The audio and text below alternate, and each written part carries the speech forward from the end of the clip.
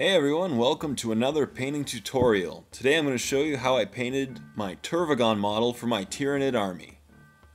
As you can see in these pictures, my inspiration for this Tervigon was basically the picture from the codex. I'm not a very good sculptor, so I just added a third row of vents to the middle of the model. I lowered the head and extended the body a bit. As you can see in these photos, I extended the carapace.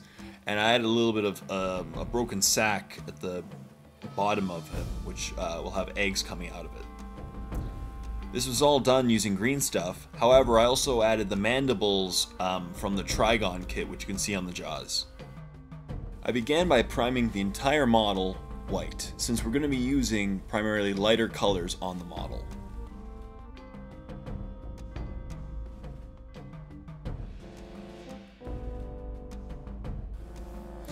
I began with a base coat of watered down Regal blue over the entire model.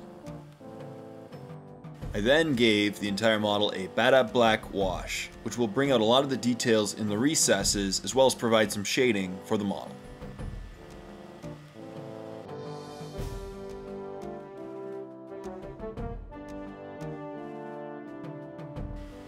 I started the body of the Tervigon with a dry brush layer of ghost white paint. If you don't have ghost white, I recommend adding a tiny bit of ice blue to skull white. I then did two more highlights on the body. First with a 1-to-1 mix of ghost white and skull white, as you can see in these pictures.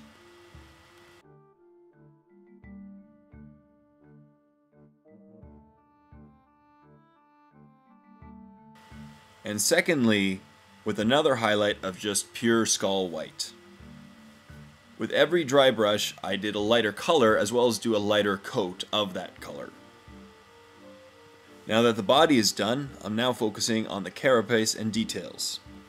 I painted all the armor and carapace of the model Enchanted blue. I made sure to keep a little bit of the Badab black washed areas, which will provide shading on all these areas. I painted all the claws, the spikes, the talons, and the hooves on the model Chaos Black, which will be used as a foundation color for when we start painting reds for a nice contrast of colors. I then painted a gradient on each of these areas of red gore through blood red and all the way to blazing orange paint. As I just mentioned, the reason why I chose these colors, these bright colors as opposed to the dark blues, is to provide some contrast on the areas. You don't want a giant monstrous creature with only a couple colors on the model. Once again, to provide some nice contrast, I painted the mouth of the model ice blue. And then to bring out the detail in this area, I gave the entire mouth area a wash of Asurman blue. As you can see, the light blue of the mouth looks really cool next to the bright reds and oranges of the jaws.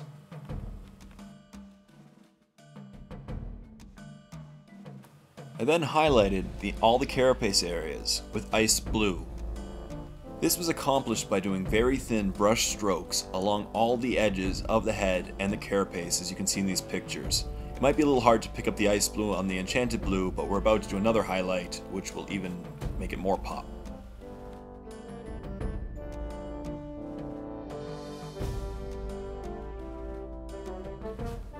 And then I highlighted all these areas again using the same technique with skull white, which will blend with the ice blue and make these areas really pop.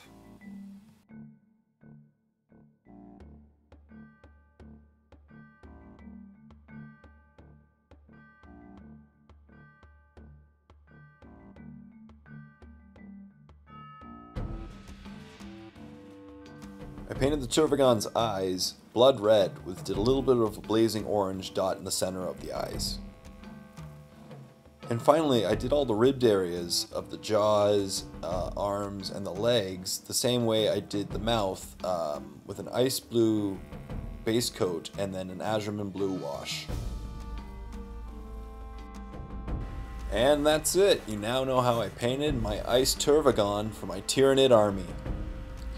Overall, I have to say though, the sculpting didn't turn out amazing. I felt that the painting job turned out pretty well, and I think it'll look really good on the tabletop. And as you can see, I took a very similar approach on this base as I did my rocky base tutorial, so if you want to know how I did it, just check out my rocky base terrain tutorial. I also added several eggs, which I made out of green stuff, and if you can see in the previous picture, I used watered down paint a couple layers, so it actually produced a really cool chipping, like a cracking egg effect. And because it's a winter themed army, I added a lot of snow to the front of the base, but a little bit of grass at the back, once again to produce a little bit of variety on the base.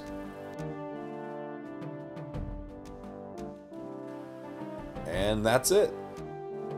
So as always, thank you very much all you people out there for watching and subscribing to my videos. And if you haven't subscribed already, feel free to subscribe to my videos and leave comments below. Also, you can follow my blog at paintingwithj.blogspot.com for more weekly updates, tutorials, and reviews, as well as a list of all my upcoming painting tutorials.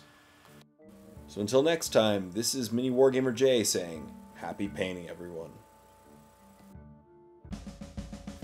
And that's it. You now know I painted my Cryptek model for my Necron army. Overall, I have to say it was really fun to paint.